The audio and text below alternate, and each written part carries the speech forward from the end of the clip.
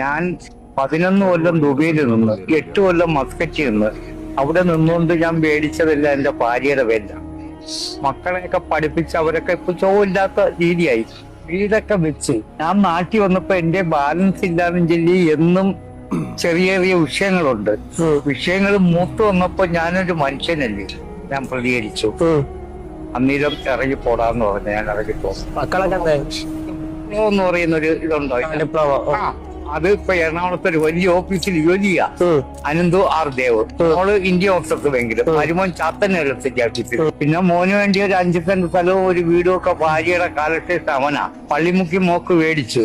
ഞാനിങ്ങനെ ജീവിക്കുന്നു. പോട്ടെ, എല്ലാം ശരിയാവും. ഈ ആവരുത്. അവരുടെ ജീവിതം വളർന്നു വരണം. അങ്ങനെ അവരെടുക്ക പോരുത്. നിങ്ങളെ പോലെയുള്ള മക്കളില്ലേ എനിക്ക്. അപ്പൊ ശരി, പ്രാർത്ഥിച്ചാൽ മാത്രം മതി. നാളെ അവർക്ക് ഈ ഗതിയോടെ വരാതിരിക്കട്ടെ. ഞാൻ ശവിക്കത്തില്ല, പാടില്ല. ഉണ്ടോ? അങ്ങനെ ചെയ്യണോ? ഒരിക്കലും ഇല്ല. പോട്ടെ, ശരി, ഓക്കെ. എപ്പോഴെങ്കിലും കാണാം. ഇനി നമുക്ക് എന്തെങ്കിലും മീറ്റ് ചെയ്യാം.